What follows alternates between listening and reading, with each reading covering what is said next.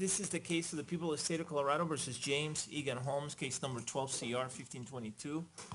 The records should reflect that Mr. Holmes is present with his attorneys, and the prosecutors are present as well. Let's bring the jury in, please.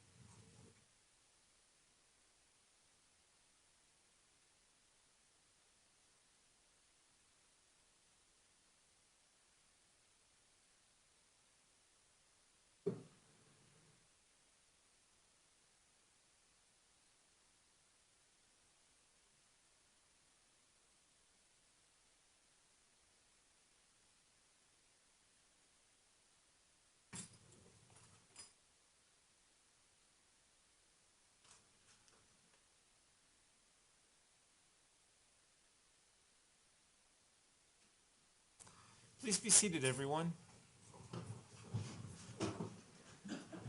The record should reflect that the jury is back in the courtroom. Welcome back, everyone. All right, please call your next witness. Kelly Bowen.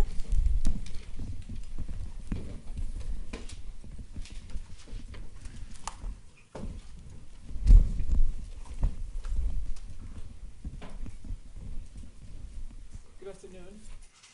Could I have you raise your right hand so that I can administer an oath? Do you solemnly swear or affirm under penalty of law that the testimony you're about to give will be the truth, the whole truth, and nothing but the truth? I do. All right, please be seated. Could you please tell us your full name and spell your first, middle, and last names? Kelly Nicole Bowen, KELLYNICOLE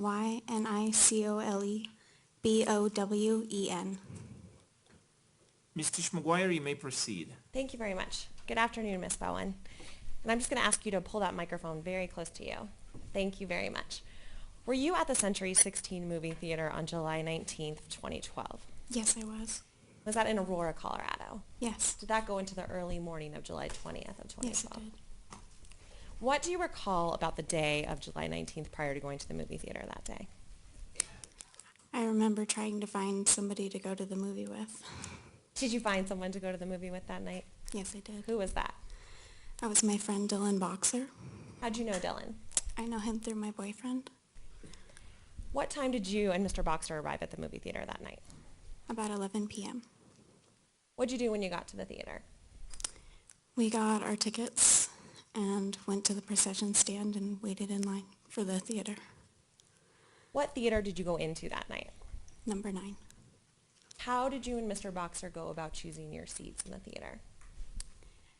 We just kind of looked for where everybody was sitting and saw an empty spot above the railing and took it. All right, so if you're in the theater, is that the raised kind of stadium seating in the theater? Mm-hmm. And what row above the raised stadium seating were you seated at? 2 or 3. All right, and if you were facing the movie theater screen, and this is the movie theater screen, are you on the left side or are you on the right side? It was more towards the left. And if you could just, again, speak right into It the was more microphone. towards the left. What'd you do while you were waiting for the movie to start? We talked about how my boyfriend was out of town, and we were both kind of sad that he couldn't be there with us. What happened during the movie that night? There was a shooting. All right, and what was the first thing that you remember happening that evening in your movie? That would be the door slamming open. All right, and what door are you talking about? The emergency exit next to the screen, So if you're facing the movie theater screen, where's that door located? to the right-hand side. What's the next thing you remember happening after the door swung open?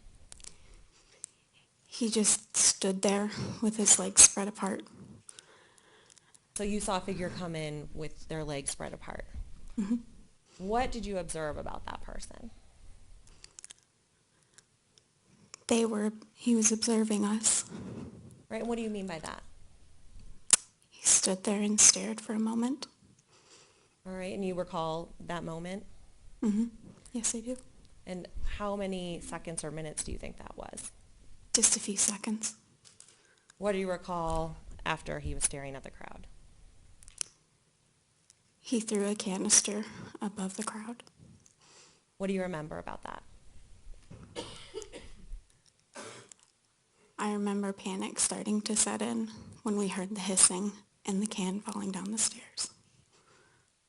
What do you remember after the can falling down the stairs?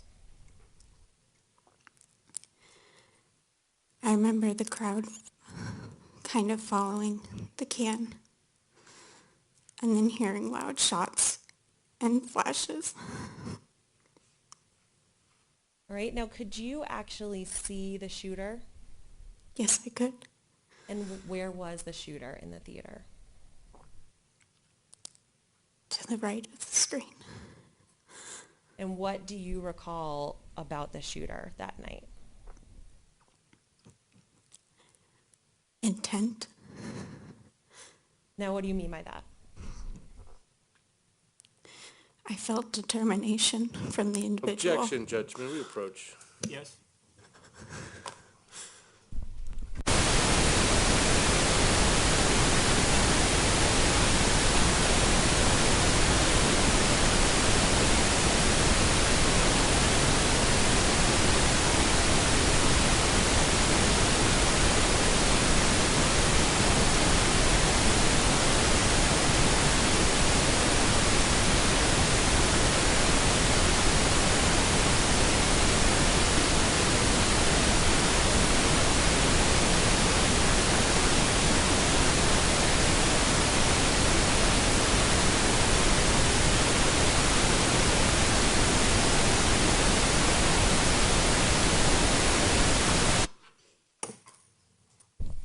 The objection is sustained.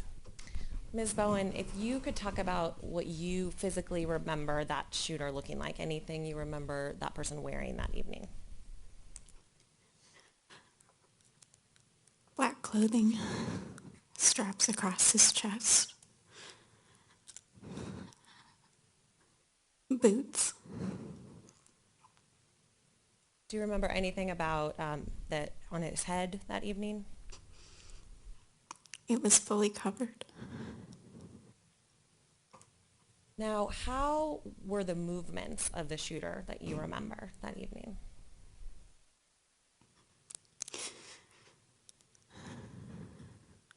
Let me just caution you, ma'am, you can't talk about the things you mentioned before when I sustained the objection. So if you can describe the movements, that's what the question is. Describe the movements, okay?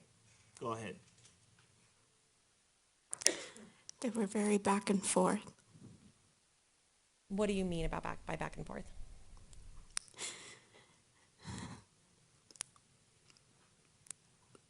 searching. What do you mean by searching? Judge, I'm going to object. May we approach? Yes.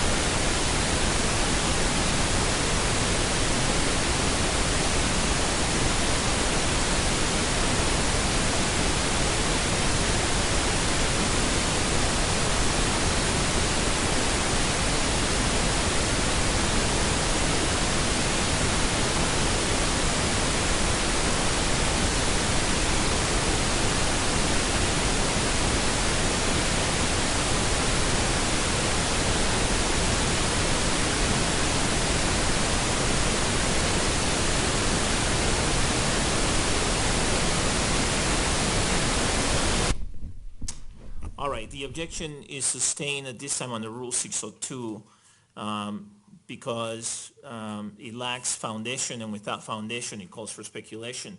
And members of the jury, you're instructed that the answers provided to the questions to which I have sustained objections must be disregarded by you. So you should treat those answers as though you never heard them, okay? Thank you. You may proceed, Ms. Tisch-McGuire.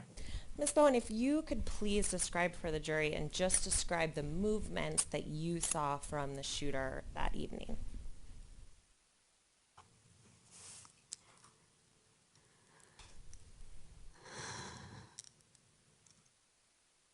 Sporadic. Now, were you able to see a weapon? Yes, I was.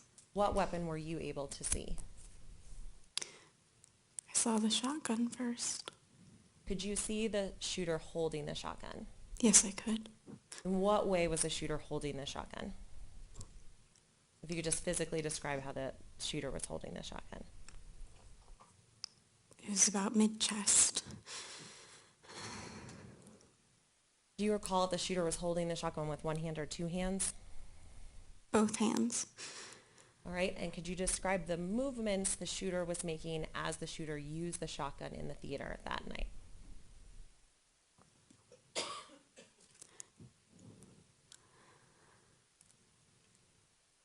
And I'll caution you again that this is asking for your observations, not your interpretation, okay? So your actual observations that night. Enough grip to hold. I'm sorry, I missed that. Enough grip to hold the gun. Could you tell where the shooter was shooting at that point in time? Into the crowd. Right, and what part of the crowd? Closest to the screen first. Did the shooter use the shotgun somewhere else after closest to the screen? Yes. Where did the shooter shoot next? Fanned out more into the crowd with each shot. And are you talking about the upper part of the stadium seating at that point in time? Yes. Did the shooter change location in the theater? Yes. Where did the shooter move throughout the theater? Along the wall. What wall are you talking about? Next to the emergency exit. So if you're facing the movie theater screen, was the shooter moving along the right wall? Yes. Okay, and what direction was the shooter traveling? towards the entrance of the theater. When you say the entrance, are you talking about the same entrance that you would have come in as a patron to the movie theater that night? Yes. And how would you describe the shooter's movements? Like, what pace was the shooter walking at? Slow at first, but he picked up speed. At some point in time, did the shooter change weapons? Yes, he did. Please tell the jury about what you saw. I looked down to make sure that my friend was okay, and he had the next gun in his hands the next moment I looked up. When you say he, were you talking about the shooter had the next gun? Yes. All right. What was different about that gun? The shots were coming at quicker intervals. Could you tell what kind of weapon that was? Objection, foundation. Sustained under 602. Ms. Bone, do you have any experience with weapons? Yes. What is your experience with weapons? My family owns a couple of weapons, but I never shot them myself. You've seen them before? Yes. Were you familiar with what a shotgun looks like? Yes. Are you familiar with what a rifle looks like? Yes. Familiar with what a handgun looks like? Yes. Based on your knowledge of what firearms look like, what firearm do you believe the defendant was using after the shotgun? The automatic. Is that a rifle? Yes. And what was different about the shots that were coming out of the rifle? They were faster than the shotgun and had a different pitch to sound. Where was the shooter in the theater when he was using the rifle? He was closer to the raised part of the theater. What do you recall seeing in the theater after you saw the shooter with the rifle?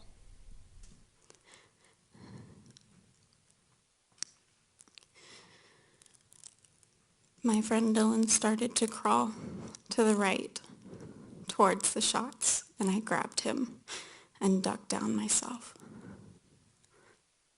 What did you and Mr. Boxer do after you had crouched down yourself?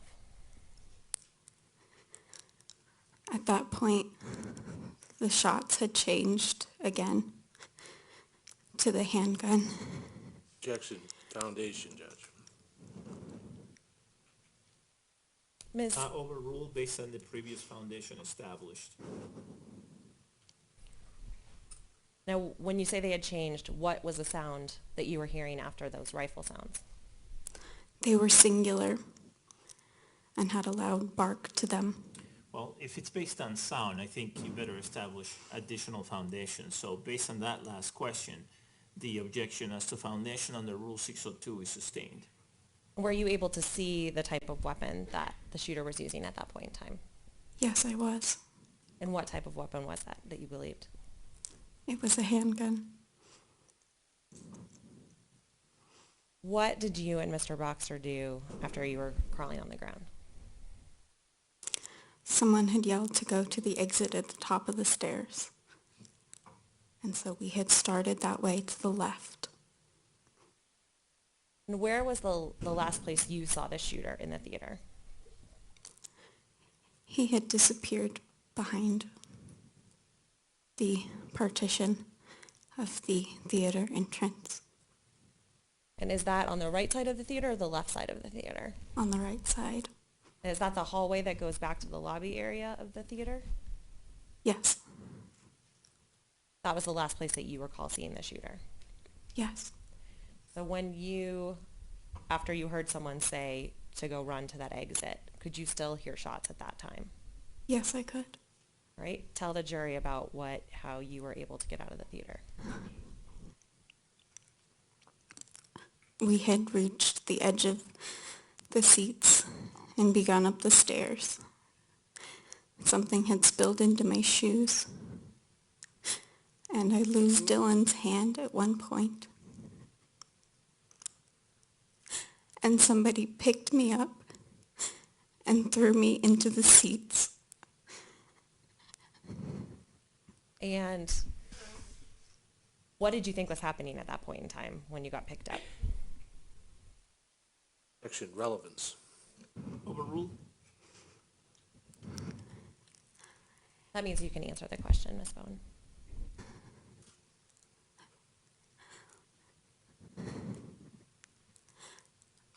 I wasn't sure that we were going to make it out at that point until Dylan grabbed my hand and we began up the stairs again. So did Mr. Boxer find you in those other seats you had been thrown into? Yes, Did you describe for the jury what happened to your body as you were thrown into those other seats? my upper back slammed down on the arms of the seat, and I reached out and Dylan was there, and he grabbed my hand and the strap of my purse and pulled me up. Tell the jury about how you and Mr. Boxer got out of the theater. We reached the top of the stairs and I tried to dial 911, and it was busy. Do you recall seeing anything as you were walking up the stairs of the theater? As I look back up from my phone and hanging up by the trash can and the exit door, somebody had not made it by the trash can. Objection, Judge. To And did you observe anything else on the floors of the theater that evening? I kept tripping on the stairs because there were shoes and flip-flops of people that had just left them behind.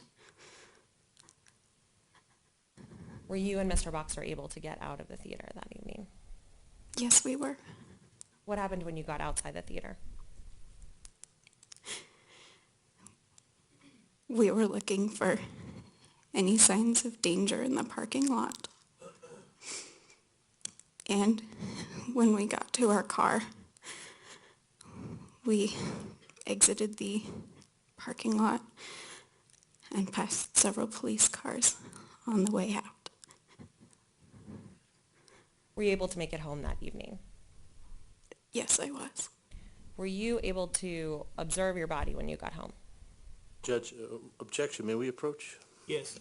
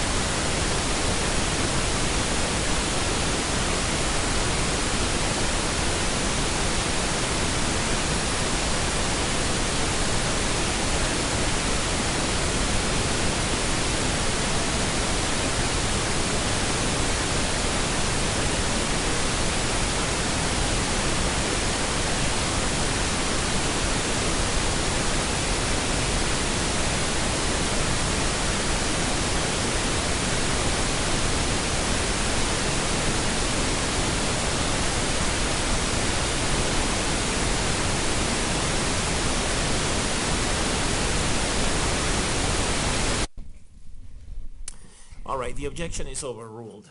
You may proceed.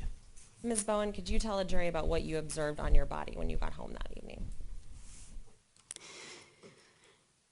We inspected ourselves for injury and found that we were covered in blood that was not our own. Could you specifically describe what you noticed about your arms? I had bloody handprints that I suspect is from the person that threw me into the seats. Did you have any bruises to your legs? Yes, I did. Your Honor, at this time I would ask the court's permission to have Ms. Bowen approach the 3D model with the cordless microphone. Yes. Thank you very much. If you could grab that cordless microphone that's up there, Ms. Bowen. I'm going to have you come stand kind of right next to me right here. And if you could point on this diagram where you and Mr. Boxer were seated that evening.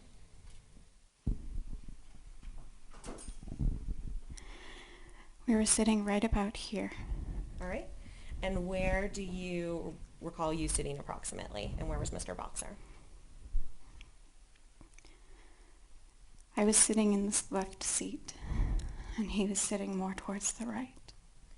All right. And could you describe for the jury where the shooter was when you first saw the shooter enter the theater? He was right about here. All right. And could you describe for the jury where that canister went that you saw the shooter throw? The canister came up to about here and rolled down.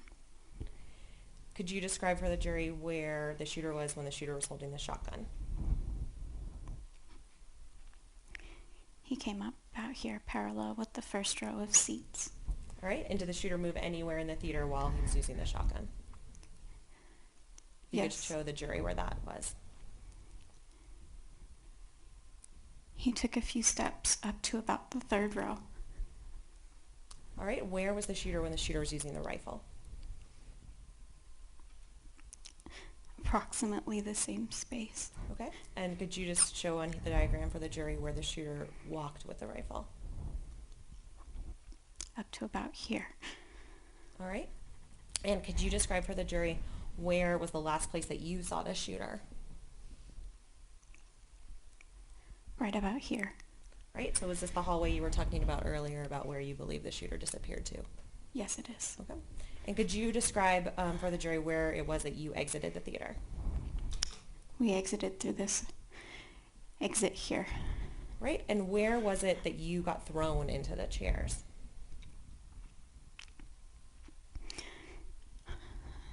I'd say between these two rows. I can't remember exactly. And do you recall where in the seats that you landed? Approximately. Somewhere within the first seat or so. Right. Thank you very much, Ms. Bowen. You can take your seat.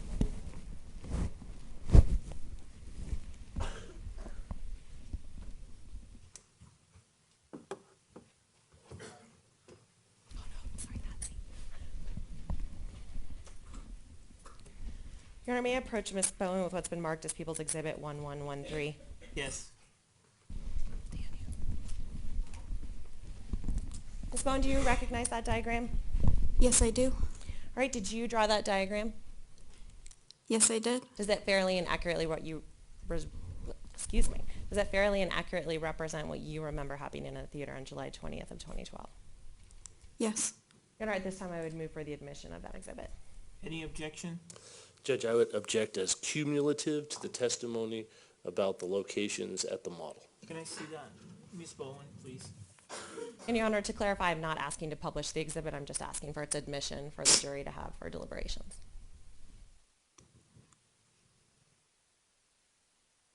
All right, will counsel approach for a moment, please?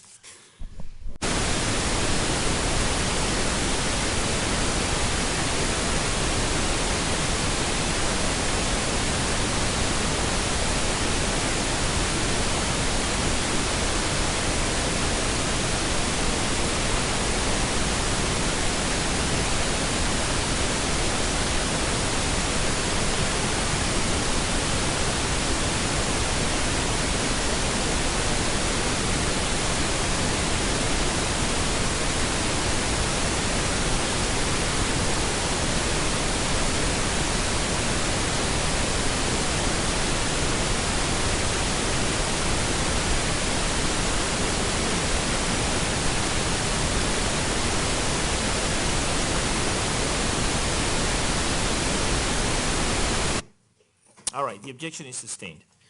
I have no further questions, thank you. All right, do you have any cross-examination, Mr. King? No, thank you, sir. The jury may have a question. All right. Ms. Tish McGuire, do you want to approach to retrieve this? Thank you, Your Honor. Thank you. We can mark it later. Thanks.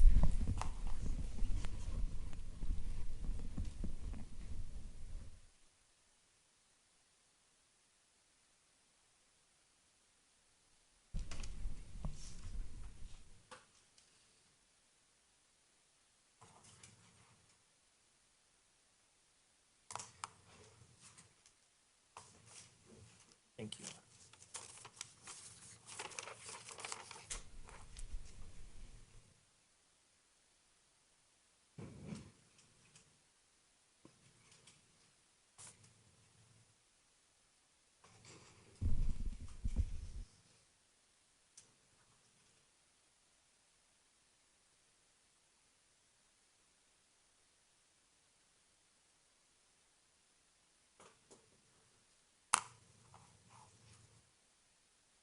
Would counsel please approach?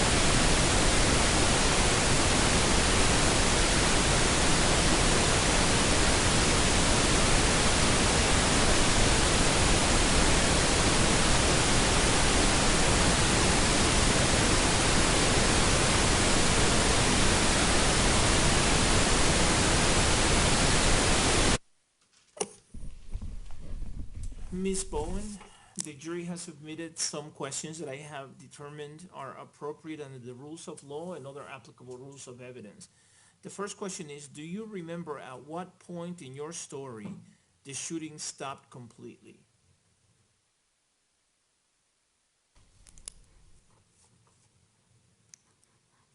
I don't recall.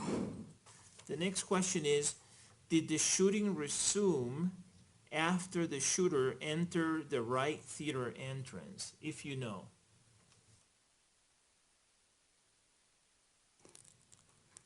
Coming down the stairs of the lobby, there were more sounds of gunshot. All right, Ms. Tish McGuire, any follow-up questions based on those questions? Yes, Your Honor, briefly.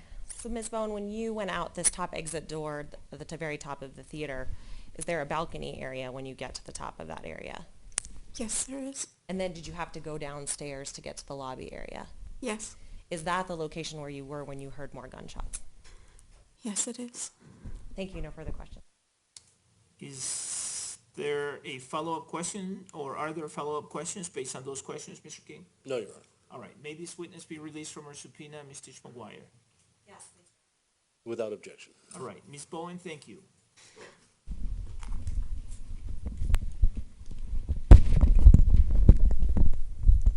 Call your next witness, please. Judge, the people would request to call Kelly Eliason for some brief foundational testimony to the next exhibit. Okay.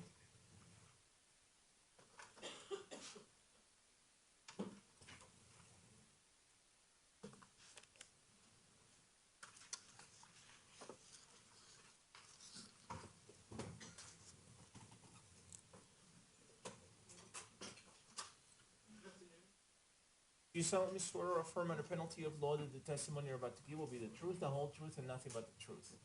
Please be seated.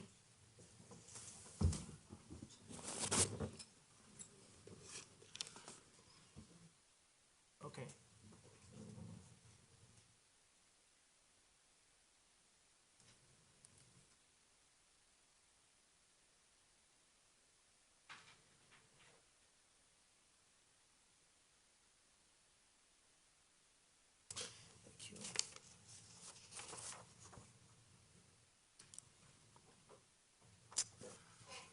All right, tell us your name for the record, please, and spell your first, middle, and last names.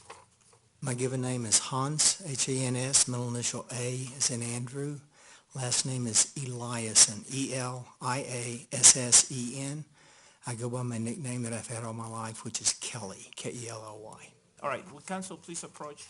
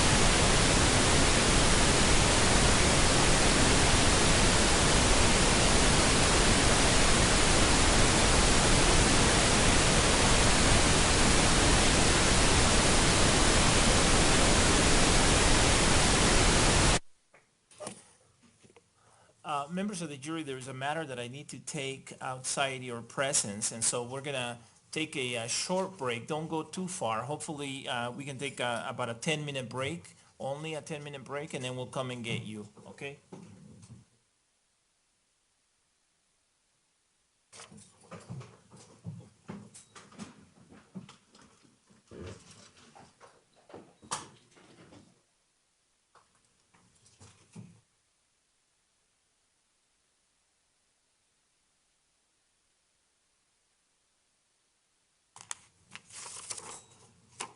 And sir, we'll have you step outside for a moment too, please, Mr. Eliassen.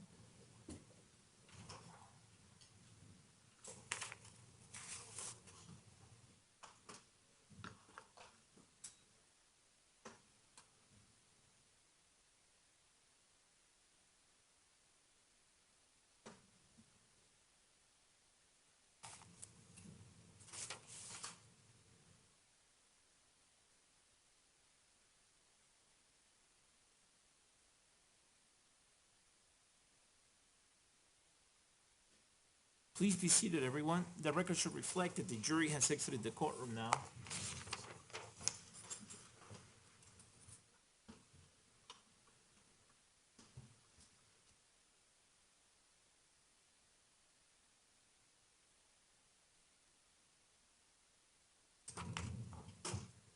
All right, the record should reflect that given the note submitted by juror number 557, we're going to bring that juror in at this time outside the presence of the other jurors and outside the presence of the witness as well. Apparently, juror 57 knows this witness, Mr. Eliassen. All right, let's bring her in, please.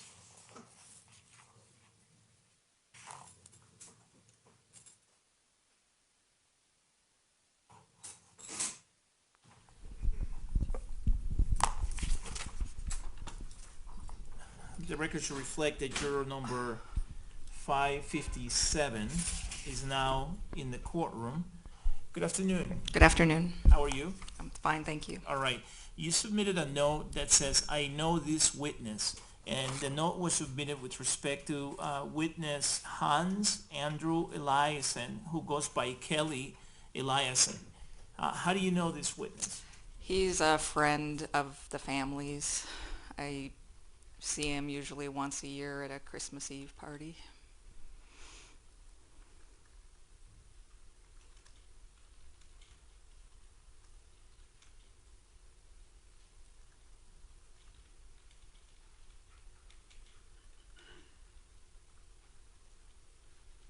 Do you remember whether you circled his name in the questionnaire when you filled out the questionnaire?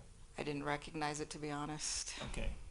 Well, and I know that there were a lot of witnesses' names provided, so how long have you known this individual?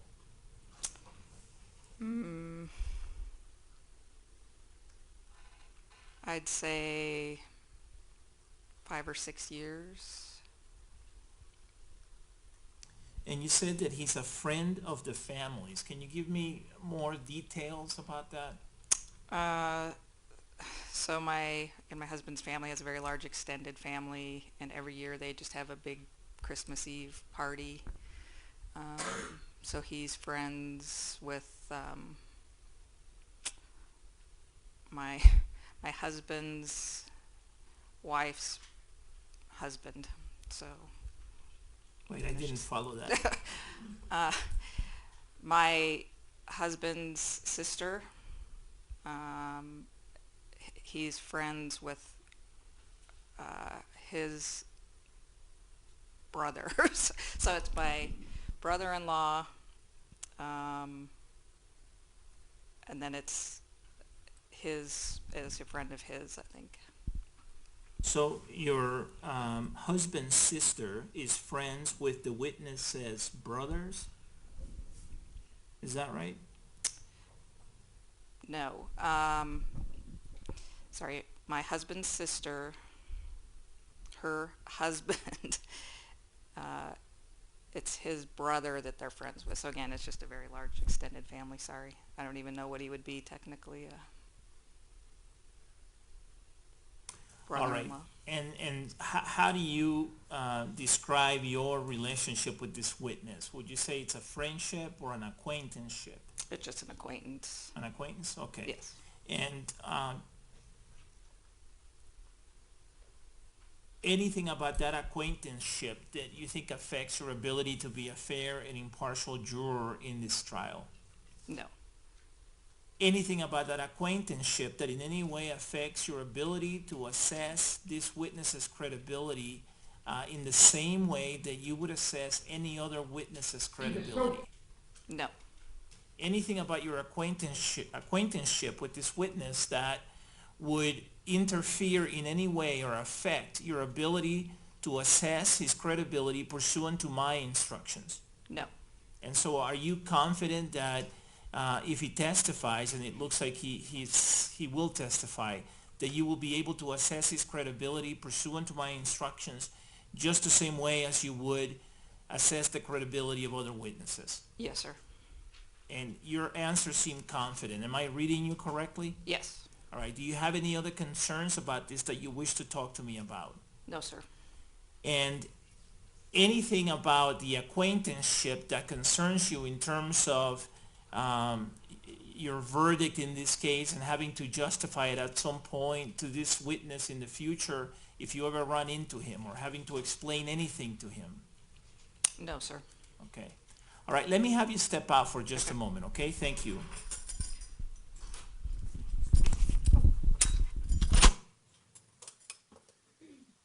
All right, the record should reflect that juror number 557 has stepped out of the courtroom.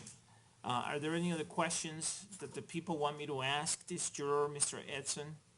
No, Your Honor, thank you. Any other record that the people want me to make?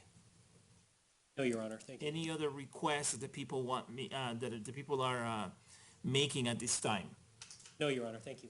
Mr. King, any other questions that you would like me to ask juror 557?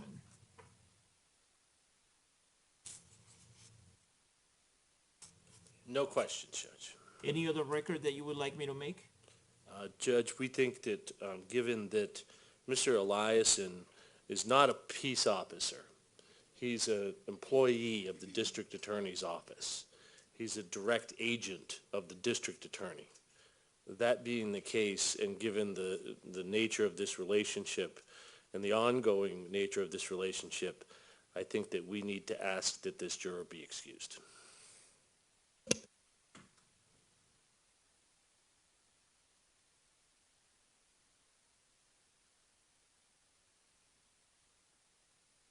All right, what's the people's position with respect to that request? A quick moment, please. Yes.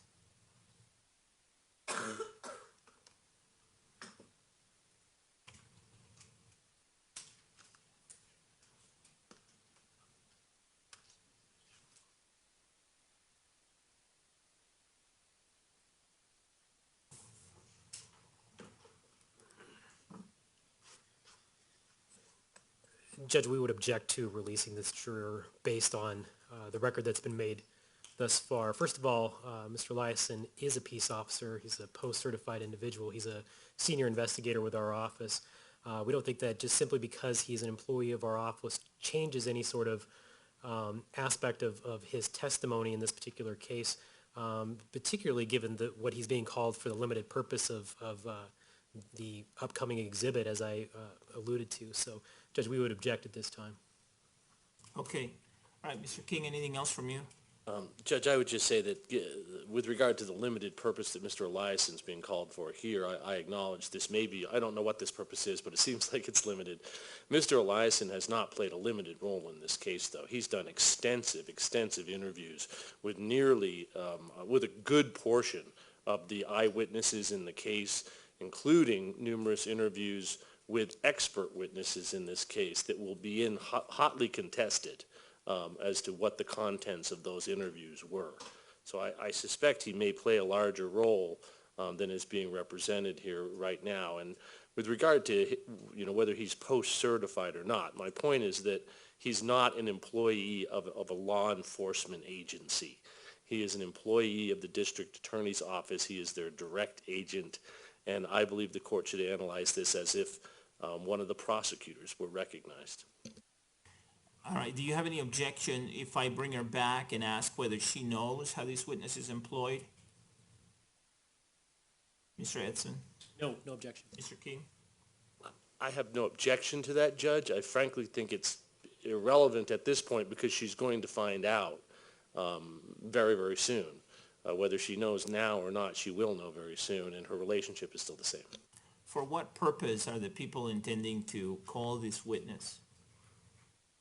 Judge, at this time, we're calling Mr. Eliason merely as a foundational witness to People's Exhibit 1077. Mr. Eliason spoke with an individual at Motorcycle Depot. It's an invoice for Motorcycle Depot. Mr. Eliason wrote on the original copy of the invoice, and it states original received from Adam Levy on January 13th, 2015, and then has his initials. So my intent was to call him to authenticate that portion of the invoice because the other witness from Motorcycle Depot would not be able to authenticate the writing on it, and that was the limited purpose. Does the defense object to that note not being authenticated?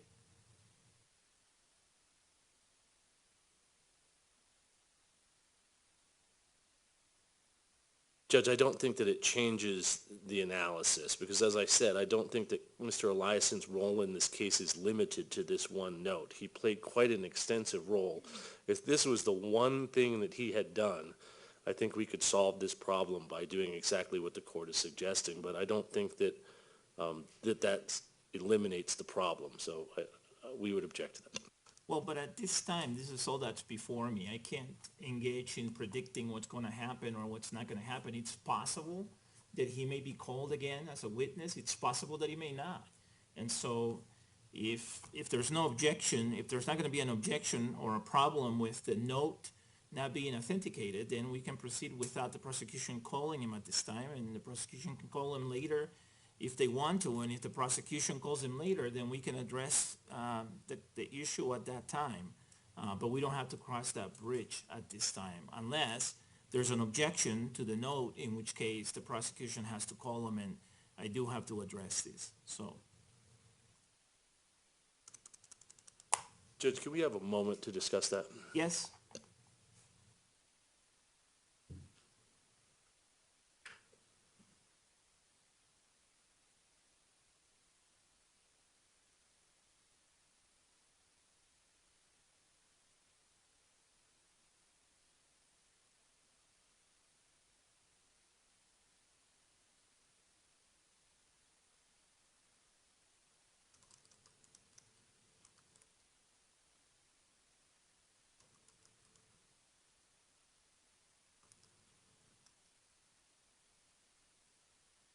Thank you, Your Honor.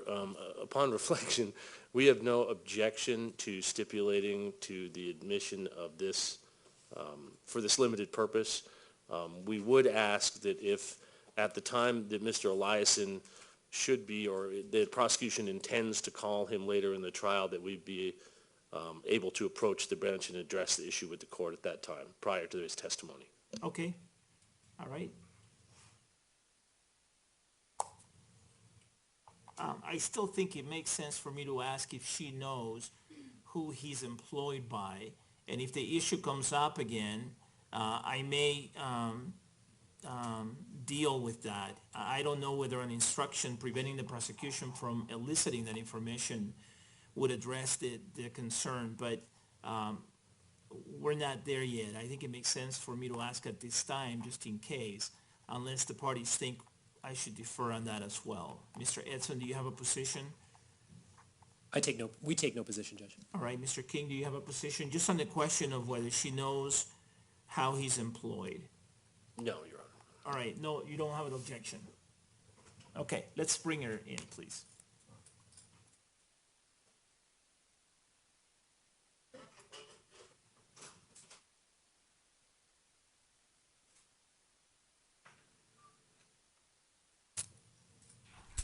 Juror 557 is now back in the courtroom. Thank you for your patience. Sure. One question I have, do you know how Mr. Eliason is employed? I believe some kind of law enforcement, but I don't know exactly. Okay. All right. Thank you very much, ma'am. Sure. Thank you.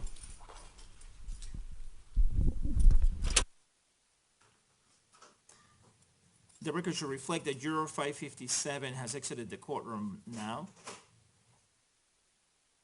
Since there's no objection to the note on Exhibit 1077 being authenticated,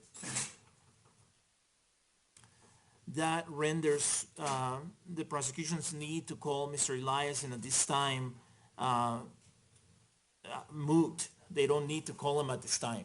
Now, if at some point in the future you need to call on Mr. King, you can bring up the issue again, but without getting my permission, the prosecution cannot elicit from this witness that he's employed by the district attorney's office. You can say he's law enforcement, and that's it, but you have to get the issue before me outside the presence of the jury. Mr. King sounds like may want to bring it up again, but unless I hear any objection to that, that's how I'm inclined to go, okay? All right, with that, let's see if we can bring the jury back in. Actually, before you do, does anybody want me to say anything with respect to Mr. Eliason not being called at this time? I mean, the jury obviously saw him take the witness stand. Does anybody want me to say anything to the jury? Judge, I'm comfortable with the court just asking the people to call their next witness and we move forward. Mr. King? I think that makes sense. Okay, we'll do it that way. Thank you.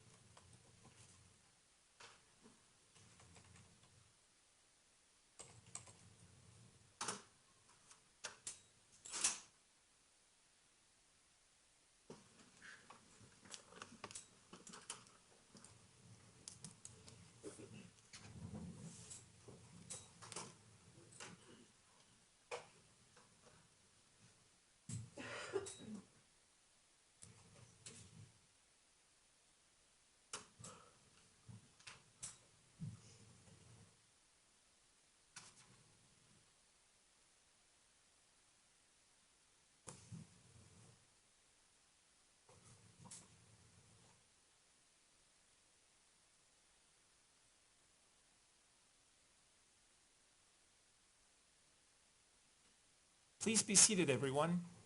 The record should reflect that the jury is back in the courtroom. Members of the jury, thank you for your patience. I appreciate that. All right, Mr. Edson, call your next witness, please. People call Adam Levy.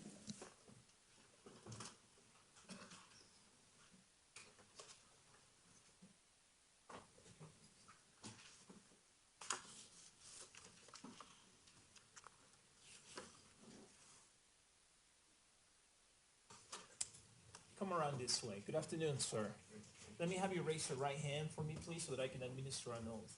You solemnly swear or affirm under penalty of law that the testimony you're about to give will be the truth, the whole truth, and nothing but the truth. I do. Please be seated. Thank you. Could you please tell us your full name for the record and then spell your first, middle, and last names? Adam Levy, Adamlevy. Mr. Edson, you may proceed. Thank you. I completely mispronounced your last name. It's okay. Sir, what do you do for a living? I own Motorcycle Depot in Aurora. What is Motorcycle Depot? It's a parts, accessories, and motorcycle sales dealership. I'm going to refer you back to June of 2012. Were you an owner of Motorcycle Depot back during that time period? Yes, I was. Where was that? Let me ask this. Is that a physical storefront location? Yes, it is. Where back during that time period was it located? 231 Airport Boulevard in Aurora, which is directly across from Pickens College. Okay. Fair to say it's not in that location today? Correct. Back during June of 2012, aside from that college you just described, can you kind of give us a general location of Aurora where that's located? It's Airport and 2nd Avenue, a little bit south of Airport and Colfax. Are you familiar with Buckley Air Force Base? I am. It would be on the west side of the Air Force Base. Do you sell at Motorcycle Depot riding type of clothing? We do. Does that include footwear, boots, things of that nature? That would be correct, yes. Sometime after July 20th of 2012, were you contacted by anyone within law enforcement about a potential purchase that may have occurred at your store in June of 2012? I was the second week of January, around January 7th. What year would that have been? 2015. 2015, okay. Were you able to locate records associated with Motorcycle Depot for a June 21st invoice? I was. Was there a particular customer name that you were requested to look for? I'm sorry, June 21st, what year? 2012, I'm sorry, Judge. All right, thank you. Was there a particular customer? Hold on, he's got to testify, so you got to ask him that question. I'm sorry, I'm jumping ahead here. Let me just backtrack here. Was there a particular customer that you were requested to locate an invoice for? James Holmes. And what date was that invoice? June 21st of 2012. Were you able to locate that invoice? After a day or two of pulling some paper copies, yes. Okay.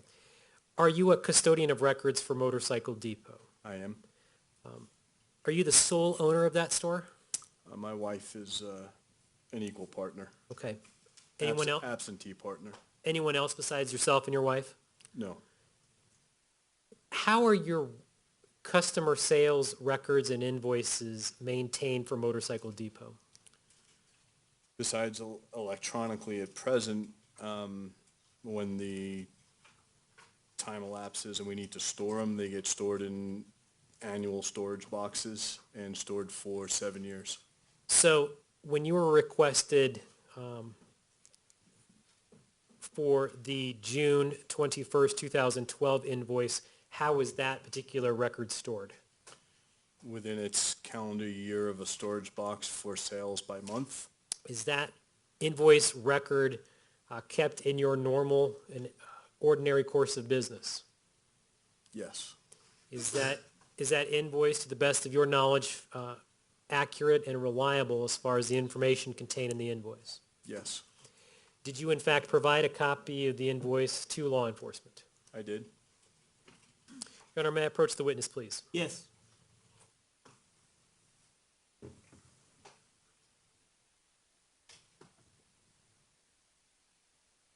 Thank you, sir.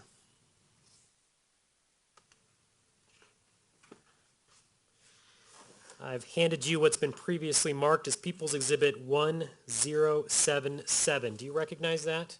I do. What is that? It's the invoice for James Holmes, What is the date associated with that invoice? June 21st of 2012.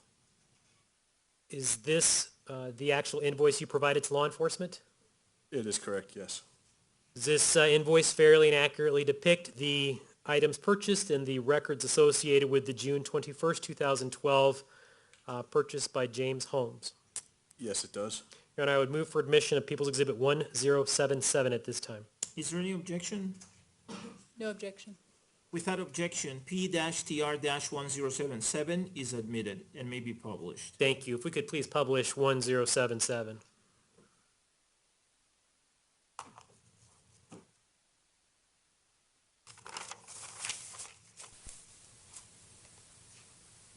A couple of things, sir. I need to have you keep speaking in the microphone. Okay. You still have the actual exhibit of 1077 in front of you, and I also have it up on the screen for the jury to see.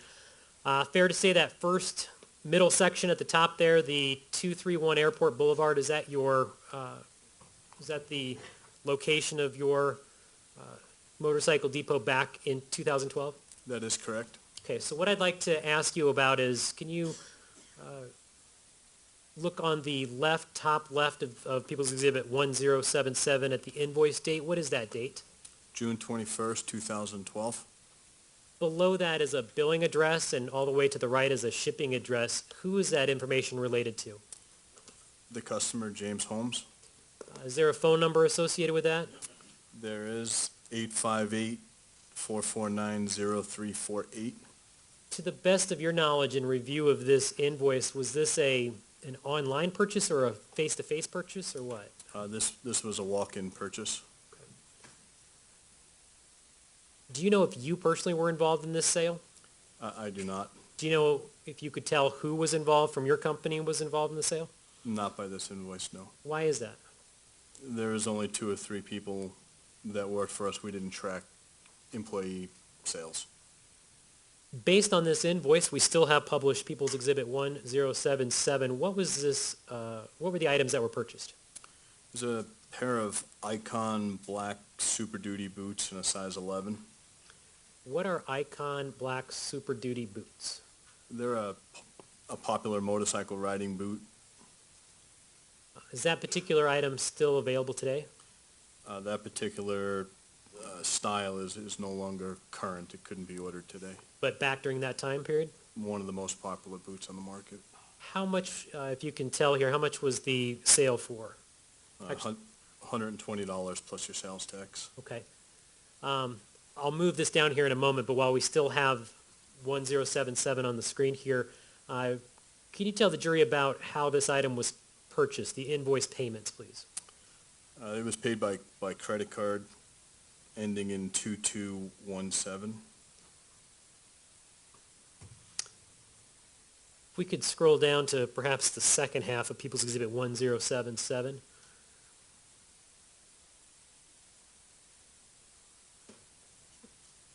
What was the grand total, including sales tax and such? $129.72. Right now, we've got about the mid to bottom portion of People's Exhibit 1077 published on the screens.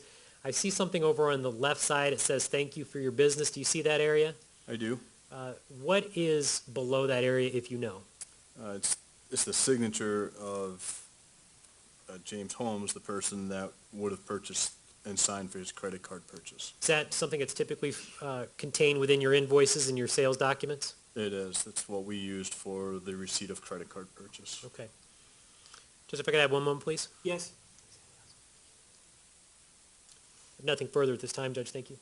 Ms. Spengler, do you have any cross-examination? No, I don't. Thank you. But can we approach briefly? Yes.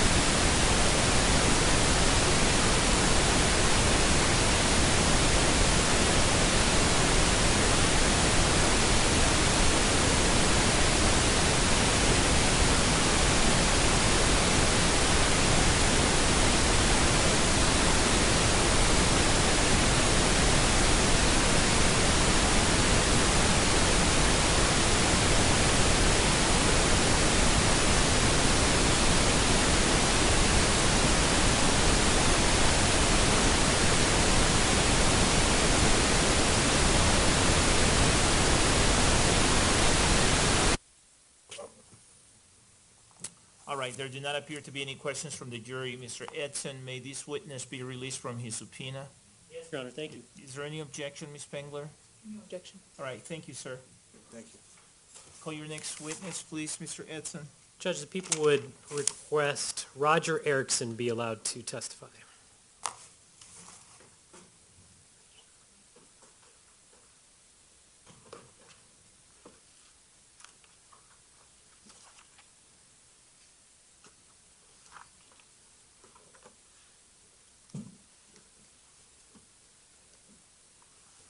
Good afternoon, sir.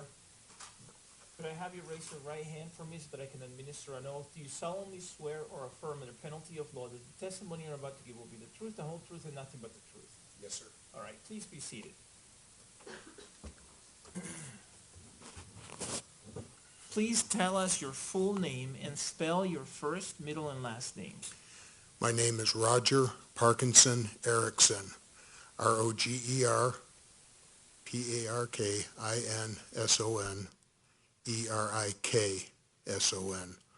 I'm most commonly known as Eric Erickson. All right, Mr. Edson, you may proceed with your direct examination. Thank you. Sir, how are you currently employed? Currently, I'm retired. Before you retired, I'm going to direct your attention to June of 2012. How were you employed back then? I was owner-operator of Iron Buffalo Motorcycle Training. What is Iron Buffalo Motorcycle Training? We would offer courses for beginning and experienced riders that would include license testing and insurance discounts. Where would you generally handle, or not handle, how would you, where I should say, would those classes be held? The bulk of our classes were held at the Old Lowry Air Force Base on the Lowry campus that straddled the Denver-Aurora line. Okay. Where roughly in Aurora, Denver would that be? Basically 11th and Yosemite. Describe the motorcycle classes, if you would please, in general. What do they contain? The basic rider course, which was the bulk of our business, was a 15-hour course with 2/3 hands-on, 1/3 in the classroom. Class size would be 12 with 2 instructors, and we would take people from the very basic skills up through accident avoidance skills and the license test. Were you an owner of Iron Buffalo? I was. My wife and I were co-owners. Were you an instructor with Iron Buffalo? I was. Did you also employ other instructors? I did. Do you know an individual by the name of Mark Magruder? Yes. Who is that? He was one of my instructors. I trained him as an instructor, I believe, in 2009. Back in 2012, specifically June of 2012, how would one enroll in one of your motorcycle riding classes?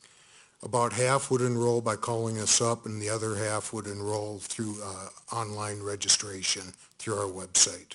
Is there any sort of prerequisite that are required before somebody could take one of your motorcycle classes? Basically, they would have to be over 18 with a Colorado license. Was there any sort of interviewing process that was required before someone could take one of your classes? No. Back in June of 2012, were you a records custodian for invoices and records and documents associated with Iron Buffalo motorcycle riding classes? Yes. Does that include those records of folks who would sign up online to take the classes? Yes. Did you yourself, as a co-owner of Iron Buffalo, would you maintain those records in some sort of fashion? Yes, we were required to maintain those kind of records for 7 years by the insurance company and the Colorado Department of Transportation because we worked under contract with them. Back in July of 2012, were you still part of Iron Buffalo motorcycle riding class? Yes. Were you contacted at all by law enforcement requesting information related to a student that potentially was part of your classes? Yes. Did you provide that information to law enforcement? Between my wife and me, yes.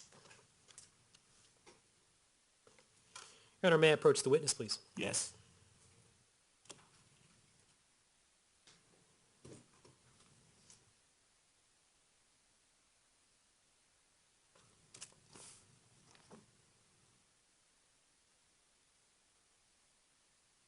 Sir, I've handed you what's been, there are actually two separate sets of documents there. People's Exhibit 1090A and 1090B. Do you see those documents? Yes, What I'd like to ask you about is specifically 1090A. So I believe that's a front and back document there. Do you see that document? I do. 2 pages, is that correct? Yes. Do you recognize those 2 pages? Yes, this would be a printout of the notice I would get when somebody signed up on the internet. Is that a record that you kept as part of your normal and ordinary course of business of Iron Buffalo motorcycle riding class? I normally would keep these records electronically. This is a printout of that electronic record, yes. Okay. Is that a copy of the electronic record that you provided law enforcement to this particular transaction? Yes. This particular transaction, did it associate with any particular student's name? Yes. It lists Go ahead. James Holmes. Was there a date associated with that particular record as far as the order date? There is. What is that date?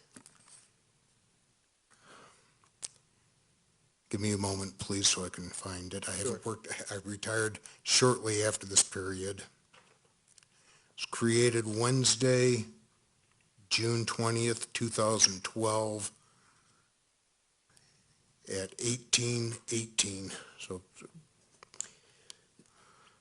Does this record fairly and accurately depict the invoice, the records associated with this online registration for James Holmes of June 20th, 2012? yes, Is this document, understanding that it may be a printout of your electronic records, nonetheless a fair and accurate record kept in your ordinary and normal course of business back when you were owner of Iron Buffalo? yes. Judge, at this time I would move for admission of People's Exhibit 1090A. Any objection to P-TR-109A? At this point, Judge, I don't think we've laid an adequate foundation. I think that it's still hearsay. All right, give me a moment, please.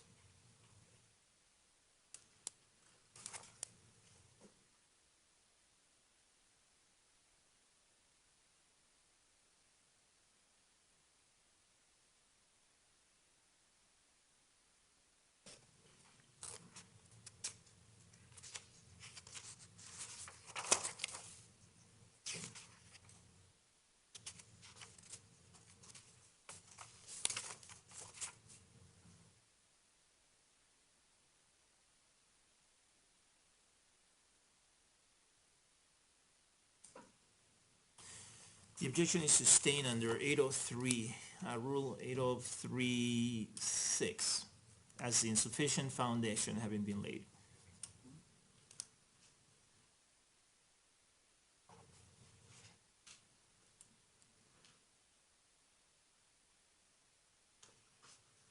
Sir, I'm going to again direct your attention to People's Exhibit 1090A. Do you have that in front of you?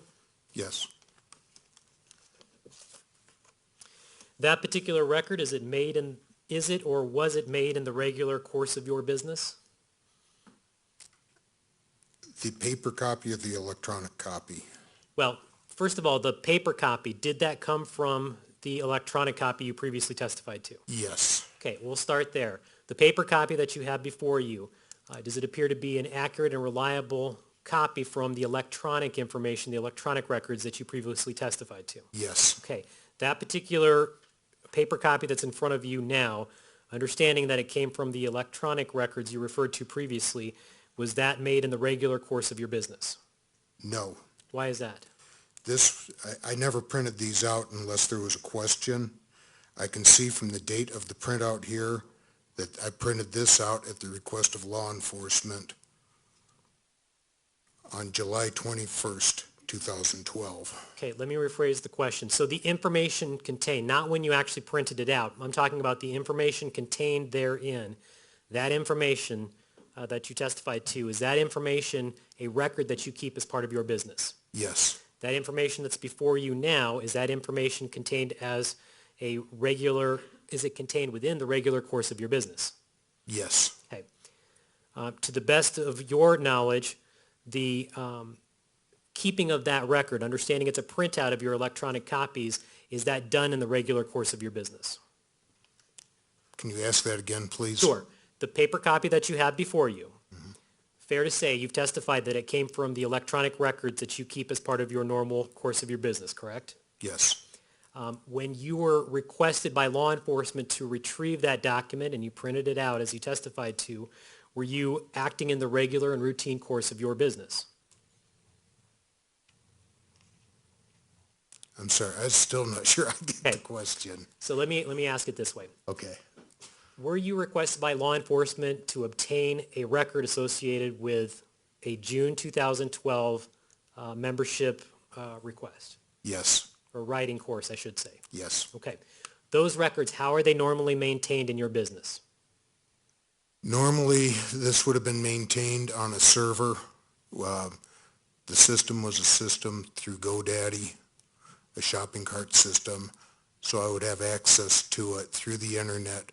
I would also have received this information through email, and I would have kept a copy of this information in my email files.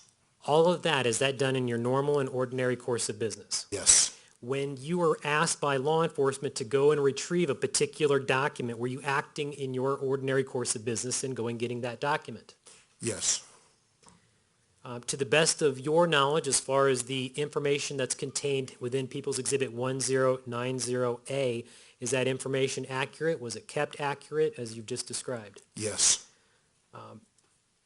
To the best of your recollection, you've somewhat testified to this already, but the information that you have within People's Exhibit 1090A, was that information made within a reasonable time of when you were requested to obtain that record?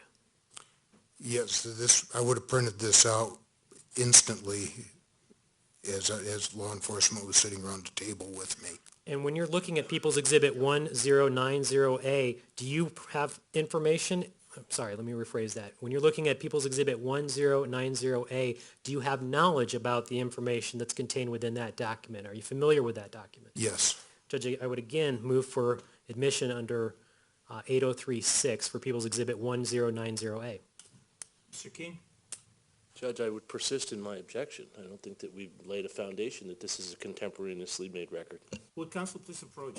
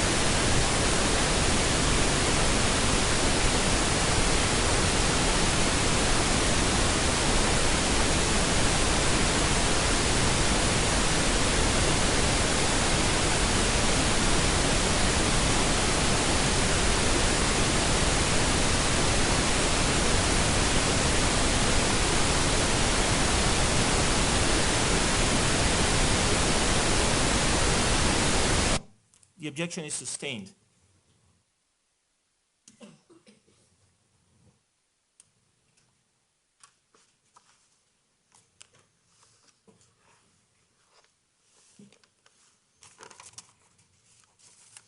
Sir, do you still have People's Exhibit 1090A in front of you? Yes.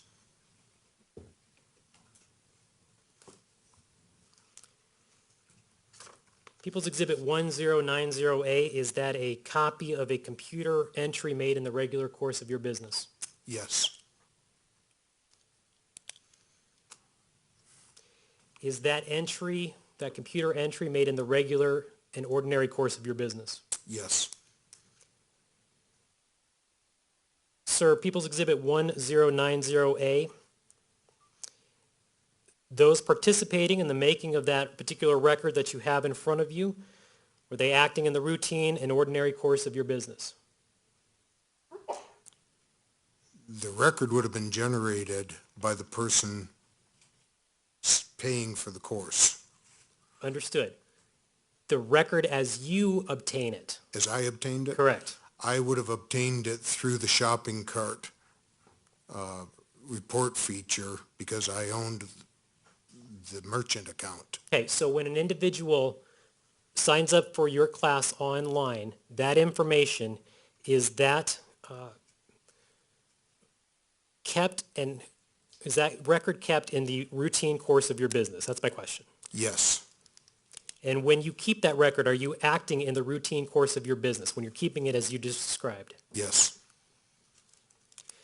To your knowledge, are the input procedures accurate related to those records? Input of, When someone goes online to sign up for your course, you receive that information, is that correct? correct. That information, is it then inputted or otherwise transmitted in some sort of way that you keep it as a business record? Yes. To your knowledge, is that information accurate in the way that it was transmitted? Is it accurate? Yes. Are those input procedures accurate? Yes. To your knowledge, and again, you've testified this previously, I'll ask you again, People's Exhibit 1090A, after the entries that you just described were made, were they made within a reasonable time after that particular transaction was involved or made? Wait, he did not testify to that previously. He testified to a different question previously. So you can ask him the question, but he hasn't testified to that. Ask the question again. Sir, when were you approached by law enforcement to retrieve this record? It was, it would have been the July 21st. So I remember it was within 48 hours of the incident. My wife and I were sitting with our grandson watching a rerun of Flipper. Okay. My question is, when were you approached by law enforcement related to this? It would have been July 21st, the evening of July 21st, 2012. Okay. How long do you generally keep records associated with your business? 7 years. What was the time period between when this particular record was obtained by you and when you were requested to obtain it by law enforcement? Well, the record would have been made when the student signed up for the class on June 20th, 2012. And then it would have just been maintained on GoDaddy's server until I had a request for the information. And that's when I would have printed this out. I did it immediately on the when I was requested on July 21st. Okay, when the information is inputted by someone looking to enroll in one of your classes, is that information then transmitted to the GoDaddy site that you're talking about within a reasonable time period? It'd be instantly. Okay.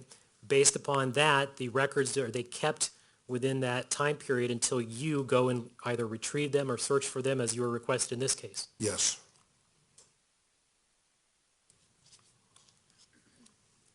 This particular exhibit, People's Exhibit 1090A, do you have knowledge about the particular writing class that is contained within this exhibit? Basic knowledge as owner of the company, but I was not the instructor on the class. I understand that, but based upon the record that is before you, this June 2012 time period, were there classes involved, writing instructor classes involved during that time period? Yes. And do you in fact have knowledge of the event that's reported that's contained within People's Exhibit 1090A? Yes. I again, Judge, would move for admission of People's Exhibit 1090A. All right, would counsel please approach?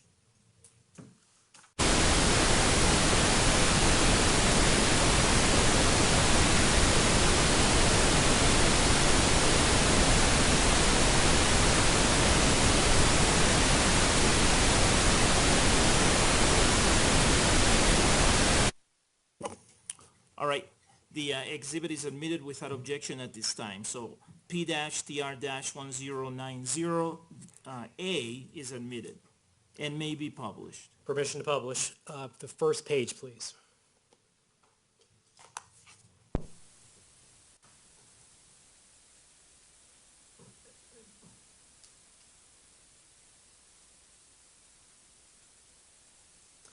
Sir, what are we looking at here? This is a copy of the, where the student registered, paid for a class. Basically, this is the invoice I get to tell me that somebody has scheduled themselves for a class and paid for it. This particular portion of People's Exhibit 1090A, does it have a customer information associated with it? Yes. Where is that located?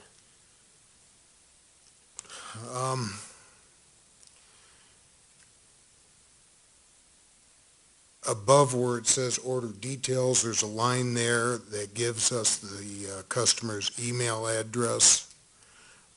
Below order details tells us when they made the registration, when they paid for it, the class that they are signing up for, and beneath that is the billing address for the credit card that they pay with. What is the customer email? It looks like, and this is not a perfectly clear copy, but it looks like DAHERFOCKB@hotmail.com. Could that also read dsherlockb@hotmail.com? Yes, it could. I'm going to refer you down to the order details. Below that, it appears to say created. Do you see where I'm referring to? Yes. What is the date associated with that? Wednesday, June 20th, 2012. Keep going on The time, No, what I'm looking for is, keep going to the right there. Is there an IP address associated with that? yes, there is. Okay. If we could scroll down just a bit more in People's Exhibit 1090A, please. Tell the jury, if you would, please, what course was signed up for by dsherlockb@hotmail.com. The Basic Writer course at the Lowry campus in Denver, June 23rd, 2012. How many days would that course have been? 2 days, How much was the total of that course? $175. If we could scroll down a bit more in this exhibit, please. What does the billing address relate to? Billing address lists James Holmes. It appears to be 1600 Paris Street, number 10, Aurora, Colorado, 80010. Fair to say this is not the most legible exhibit you've probably seen, is that correct? Correct. Could that also be 1690 Paris Street? Yes, it could. Do you have information about how this particular course was paid? Yes, I do. How was it paid for? Would have been paid for by credit card, by MasterCard, yes. What were the last 4 digits of the credit card, please? Looks like 2217.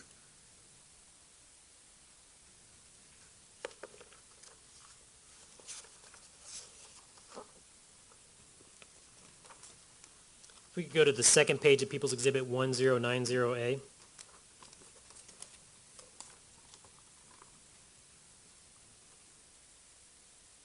That'd be the back of that exhibit. Do you see that, sir? Yes.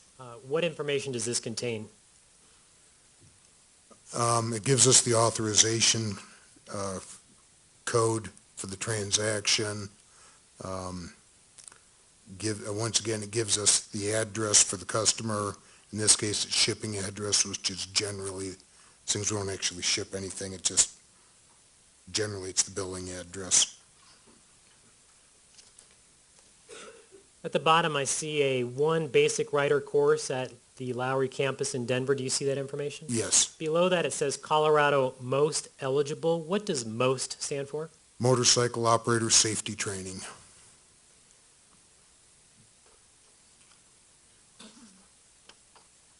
Just going to have one moment, please. Yes. Nothing additional, Judge. Thank you. Any cross-examination, Mr. King? Briefly, Your Honor, can I do it from here, or do you want me to go to the podium? You can do it from there as long as you stand and you speak into the microphone. It's a little awkward, but I just have a couple Your call. questions for you, sir. You said that the only requirements were that the person have a valid operator's license. Is that right? That's one of the primary requirements, yes. How about clothing requirements? There are certain clothing requirements, yes. Is one of those clothing requirements that the student have actual boots as opposed to like tennis shoes to wear? We would say sturdy footwear that covers your ankles. Thank you. No other questions. Any redirect, Mr. Edson? No, thank you, Judge. The jury may have a question for you, sir, so if you would give us a moment, please. Thank you.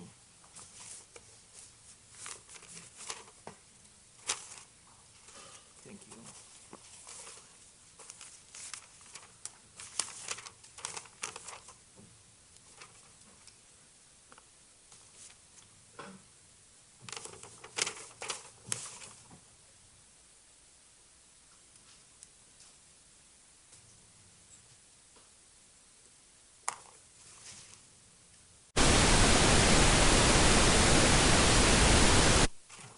Counsel, please approach. You should know by now. Like an open invitation.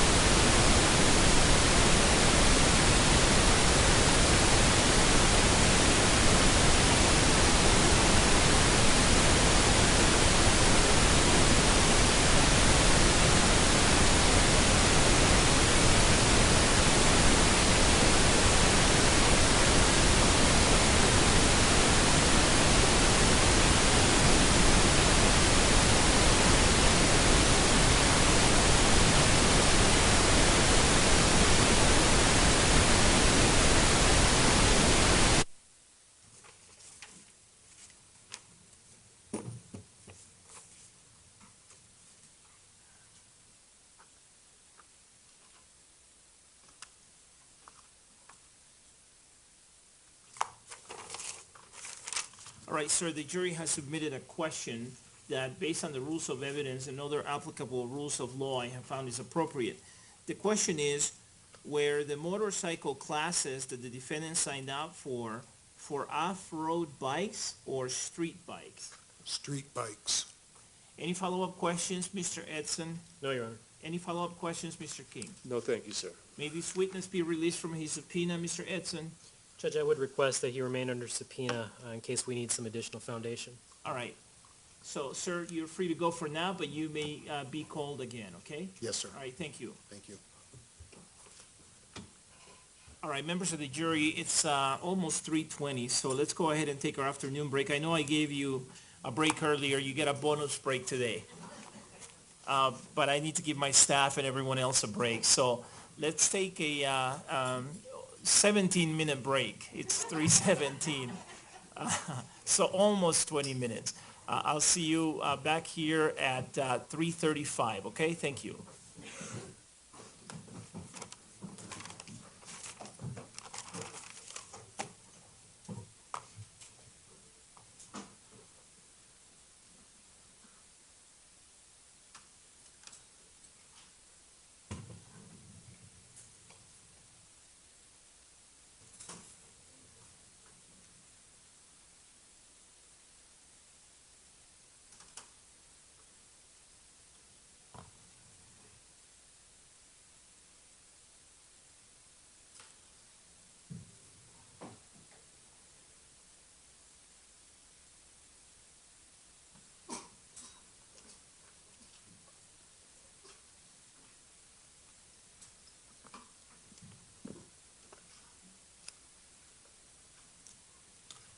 The record should reflect that the jury has exited the courtroom now. Everyone may be seated. Is there anything else we need to take up at this time on behalf of the people, Mr. Edson? No, Your Honor. Anything on behalf of the defense, Mr. King? No, sir. All right, have a good break. I'll see you back in about 16 minutes. Thank you.